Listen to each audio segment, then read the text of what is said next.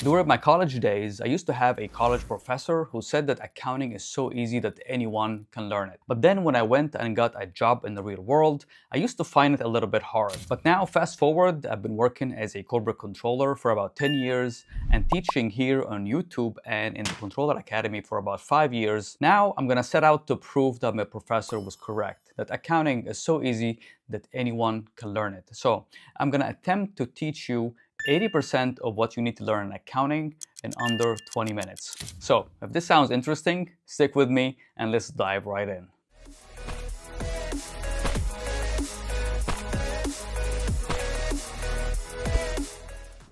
All right, so diving right into my computer, we're gonna start with a set of transactions for a new business. So we have here about 6 transactions.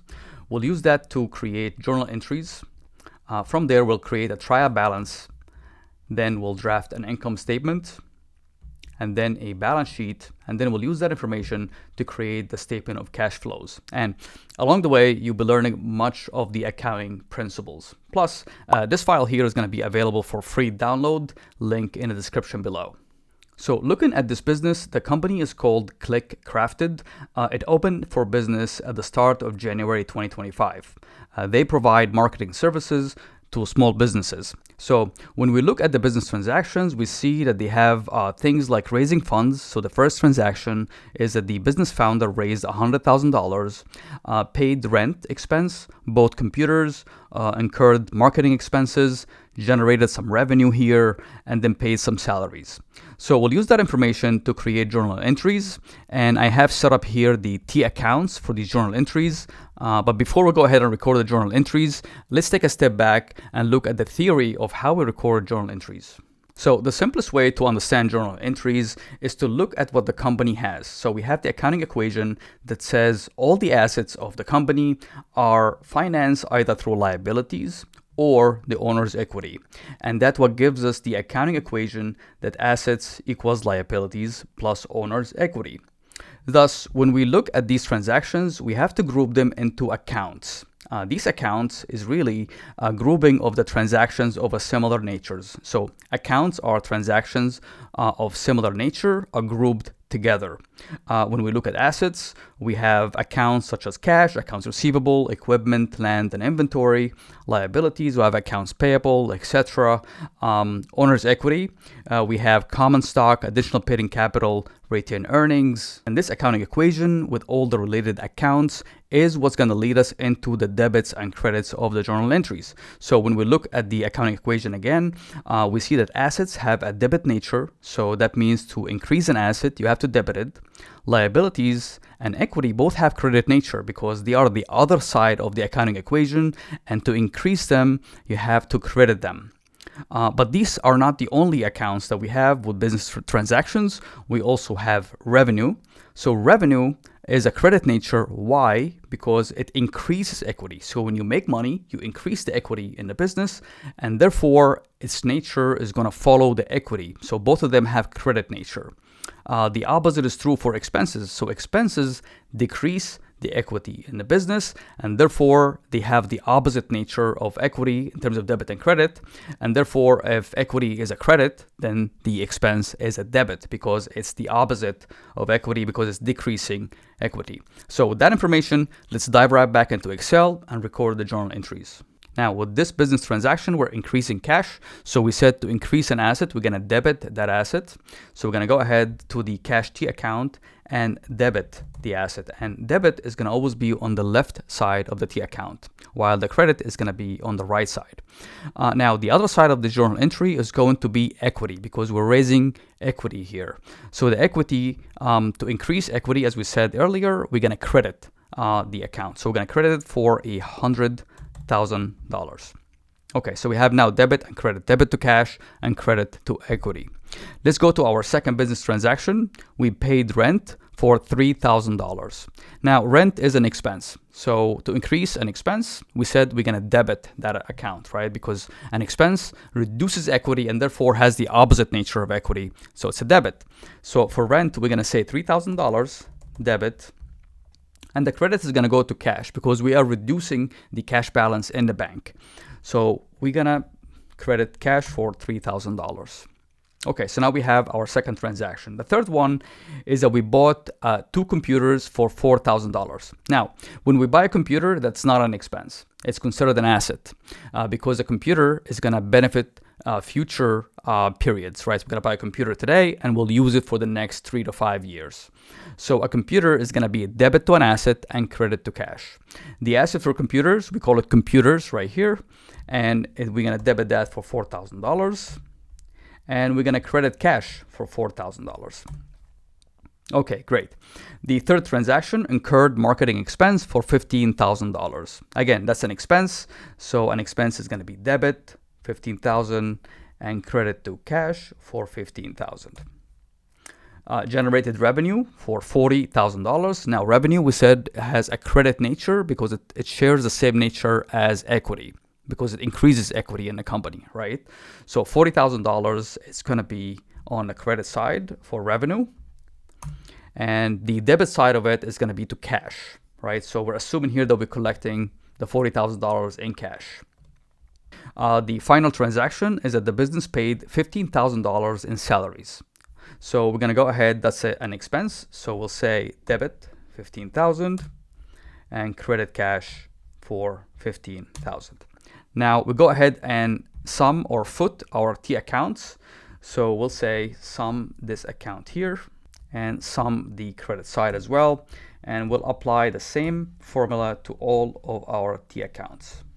Now that we footed our T accounts, we are ready to draft the trial balance. So let's go ahead and draft the trial balance together. And before diving into the next step, if you're looking to start a career in accounting and looking for a practical hands-on training, I built a course just for you. The Entry-Level Accounting Academy is an online course I created that teaches you the necessary skills you need to land a job as an entry-level accountant. I teach the course using a real-life company example, relying on QuickBooks Online, which is the most widely used accounting software in the US. I walk you through the setup of billing, accounts payable, payroll, month-end accruals, balance sheet reconciliations, among many other topics. If you're interested, check out the link down in the description, go to the website and check out the detailed curriculum. And now, back to the video. So the trial balance is just a listing of all of our accounts. So we have cash, computers, owner's equity, revenue, salaries, and we're entering here the ending balance of these accounts. So for cash, when we look at the cash account, we have to see what is the ending balance here. Now, the ending balance is always going to be the debit total or the debit balance minus the credit balance. So for cash, it's going to equal the debit minus the credit balance, which is $103,000. We'll apply the same logic to all of the other accounts, and then we'll see if our trial balance is going to balance out to zero.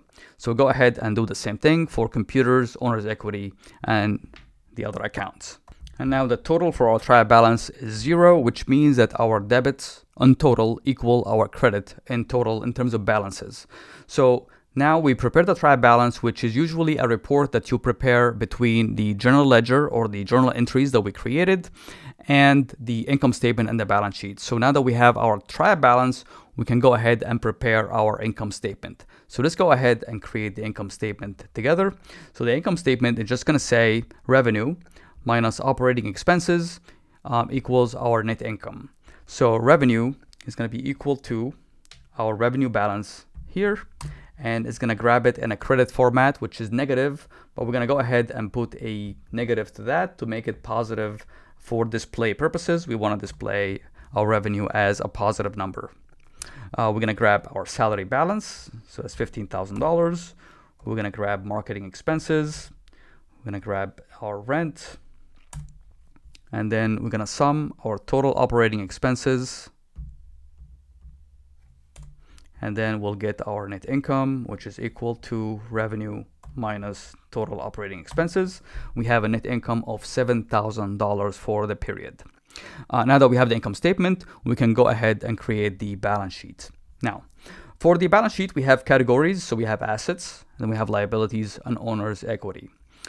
For the cash balance, we're going to go ahead and grab the cash balance, 103. Computers equal the computer balance. And then we're going to sum our total assets. For liabilities, when I scan here in the trial balance, we don't have any liabilities because we are simplifying this example by saying that we're paying everything out of cash. We don't have any accounts payable or loans payable or anything like that. So for liabilities, we have 0. And for the equity, we're gonna bring in the balance of equity. Again, for display purposes, instead of making it negative, we're gonna put a negative sign in front of it to make it positive, saying that we have a positive equity in the company for display purposes. Now for retained earnings is the accumulation of net income in the company. And since this is the first month of operation, retained earnings is gonna be equal to net income for the months. So that's gonna be equal to the $7,000 that we have here in net income. When we sum our liabilities and owner's equity, that's going to give us 107K compared to 107K in total assets, which balances our balance sheet. We have assets equals liabilities plus owner's equity. So now we know that we're doing well, and we're going to move forward to the next step, which is creating the statement of cash flows. Now, the statement of cash flows is a statement that helps us know where the cash is coming from in the business. So it has 3 main categories: cash from operating activity, cash from investing activity, and then from financing activity. Typically, the first section begins cash from operating activity with the net income. So we'll put in the net income of $7,000. And then we're going to adjust this amount of net income with other cash movement that we have for investing and financing. Now, for investing activity, we have a computer purchase. So in this case, we purchased $4,000 of computers. So we're going to put that $4,000 right here to signal that we spent $4,000 on computers. For cash from financing activity, what we did in terms of financing is that we raised $100,000 from an investor. So we're going to list that $100,000 here as a positive number that came in a month, $100,000. Now, we're going to sum the total cash flow by saying that equals cash from operating activity plus the cash spent on equipment, plus the cash that we got from financing. We have $103,000. And then the statement says cash balance at the start of the period. Our cash balance at the beginning of this period was 0 because this is the beginning of the business. So 0. And then we have cash flow coming in or outflow. So that's going to be equal to the 103. And then the cash at the end of the period is going to be beginning of period plus the cash inflow. That's going to give us $103,000, and we can compare that to the balance sheet that the ending balance was 103 to know that we are on the right track. So this is how you take transactions from the beginning all the way to the 3 financial statements. If you find this video helpful, give it a big thumbs up and share it with someone who you know will learn from it. And I'll see you in the next video.